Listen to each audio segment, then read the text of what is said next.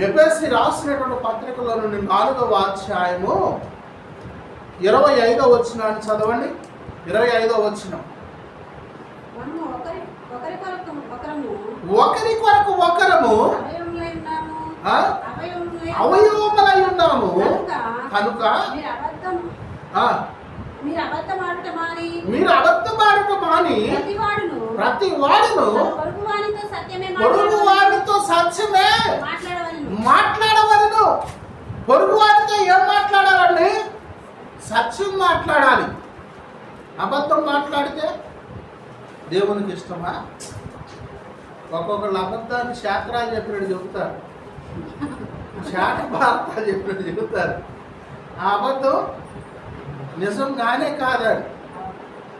అబద్ధం నిజం కాదు. నీళ్లు తాగినట్టు తాగుతుంటారు అబద్ధాన్ని నీళ్లు తాగినట్టు తాగితే మననంట పొయ్యకాలు అగ్నిగుండంలో వేసి దాని ఏరు లేకుండా తగలబెడతారంట. జల్లించే కాలం అంతా జల్లెట్లు వేసి ఊపితే దిగిపోయిన వరకు ఏమైతుంది? దిగిపోతే ఏమైంది? దిగిపోతే శిలా ఎగ్గరం అయిపోతాం, దిగిపోతే పాతాళంలోనికి దిగిపోతాం. ప్రియులైనటువంటి దేవుని పిల్లలు అబద్ధమాడి దిగిపోతే, మోసం చేసి దిగిపోతే, అక్రమం చేసి దిగిపోతే, అన్యాయం చేసి దిగిపోతే, ఒకరితో ఒకరు సత్యం చెప్పుకోకపోతే, ఒకరికి ఒకరు విరోధాలు మానుకోకపోతే, ఒకరికి ఒకరు కలహాన్ని మానుకోకపోతే, ప్రియులైనటువంటి దేవుని పిల్లరా దేవుని దూత వచ్చి మనల్ని జల్లెడ పట్టినప్పుడు ఎక్కడ పోతాం? మనం పాతాళానికి పోతాం. ఇవాళ పాతాళానికి పోతాం అని భయంకరంగా చెప్పి మన ఇంటికి పోయిన తర్వాత మనం పాతాళంలో మాట్లాడినాం అనుకోండి, పాతాళపు లోక ద్వారపు తాళపు చేతులు ఎవరి దగ్గర ఉన్నాయి? దేవుని చేతిలో ఉన్నాయి, నీ నోట్లోనే ఉంది.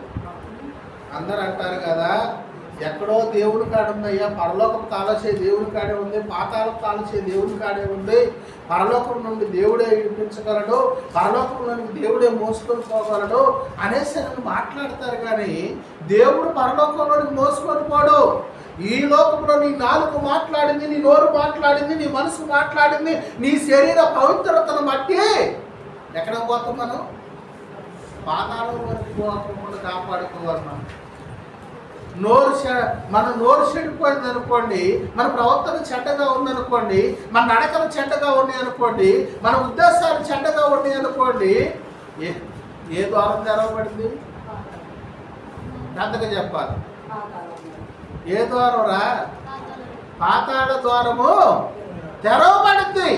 పాతాళ ద్వారం తెరవబడినప్పుడు అయ్యా ఎవరు చూస్తున్నారు? అయ్యా పాతాళ ద్వారం ఎక్కడుందో, నరక ద్వారం ఎక్కడుందో, పరలోక ద్వారం ఎక్కడుందో, అసలు పోతారని ఎవరికి నమ్మకం ఉందయ్యా అంటే, నమ్మకం ఉండకపోతే ప్రియులైనటువంటి దేవుని బిడ్డరా, దేవుడు ఉన్న సంగతి ఎంత నిజమో పాతాళం ఉన్న సంగతి అంత నిజము, దేవుడున్న సంగతి ఎంత నిజమో నరకం ఉన్న సంగతి అంతే నిజము, దేవుడున్న సంగతి ఎంత నిజమో పరలోకం ఉన్న సంగతి కూడా అంతే నిజమే. ప్రియులైనటువంటి దేవుని పిల్లరా, రెండు తలంపుల మధ్యన కొట్టుమిట్లు ఆడుతుంటారండి. ఇటు పోదామా అటు పోదాం, ఇటు పోదామా అటు పోదాం. ఎటు పోతాం? చివరికి వచ్చాక మనం ఎటు పోతాం? మనం దిగిపోతాం. ప్రియులైనటువంటి దేవుని బిడ్డారా, దిగిపోవు సంగతిని మరిచిపోవద్దండి. మారు మనసు పొందినవా? నీ మాట ఖచ్చితంగా ఉండాలి. రక్షణ పొందినవా? నీ ప్రవర్తన సరిగా ఉండాలి. ప్రభులో ఉన్నవా? నువ్వు సరిగా ఉండాలి. ప్రభులో లేకపోయినవా? నువ్వు నరకపు ద్వారంలోని ప్రియులైనటువంటి దేవుని బిడ్డారా, నరకపు లోకములోని ప్రియులైనటువంటి దేవుని బిడ్డారా, మనుషులు పోవద్దారనే దేవుడు ప్రవర్తనను ఏర్పరచుకొని, సేవకులను ఏర్పరచుకొని దేవుడు మనతో మాట్లాడుతూ ఉన్నాడు. అందుకని ఒక మాటను చదవండి ప్రియ దేవుడు బిడ్డారా. యెషయా గ్రంథం 42వ అధ్యాయంలోనే 6వ వచనం నుండి 7వ వచనాల వరకు చదవండి. 6, 7 వచనం, 6వ వచనం, 7వ వచనం. గుడ్డివారి కన్నులను తెరుచుటకును, బంధింపబడిన వారిని చెరసాలలో నుండి ఎరుపులకు తీసుకొచ్చుటకును, చీకటిలో నివసించు వారిని బందీ గృహములో నుండి ఎరుపులకు తీసుకొచ్చుటకును యెహోవానగు నేనే నీతి విషయములలో నిన్ను పిలిచి నీ చేయి పట్టుకొని ఎక్కడి నుంచి పిలిచిండండి?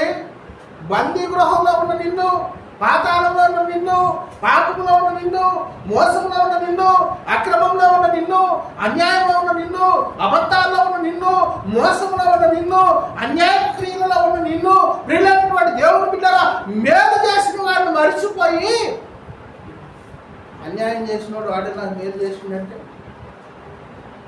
యేసుప్రభు వారి విషయంలో ఏం చేశారో తెలుసా? చెప్పగలరు ఎవరన్నా? యేసుప్రభు వారి విషయంలో ఏం చేశారు?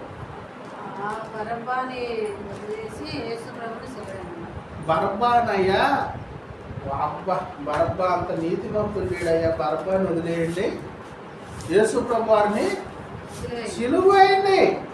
యేసుప్రభు వారు ఏం చేసిండు? సమస్త మనుషులు పాపము నుండి విడిపించిండు. యేసుప్రభు వారు ఏం చేసిండు? ప్రియులైనటువంటి దేవుని బిడ్డలారా, పాపంలో, శాపంలో, అక్రమంలో, అన్యాయంలో కుంటివారిని, గుడ్డివారిని, మోగవారిని, చెవిటి వారిని సమస్తాన్ని విడిచిపెట్టి నీతిమంతులుగా మారిస్తే ఆయన ఏం చేశారు? చివరికి వచ్చారా? ఆయన యేసుప్రభు వారిని దొంగ అన్నారండి, సిలువ వేశారండి, కొట్టారండి, అవమానించారండి, నిందలు వేశారండి, అపహయాలను చేశారండి, దుఃఖపరిచారండి. ప్రియులైనటువంటి దేవుని బిడ్డలారా, అలాంటి దుఃఖపు మాటలు, అలాంటి ప్రవర్తన మన మధ్యన ఉంటే, అలాంటి ప్రవర్తన క్రియలు, అలాంటి ఆలోచనలు ప్రియులైనటువంటి దేవుని బిడ్డల మన మధ్యన ఉంటే, ప్రియ దేవుని బిడ్డలు విడిపించబడి అబద్ధములాడు నాలుకలను విడిచిపెట్టి నిజమైనటువంటి నీతిమంతుని పక్షమున జీవించాలి. నీతిమంతుని పక్షమున జీవించుకోకుండా ప్రియులైనటువంటి దేవుని బిడ్డలారా, మనం ఎలా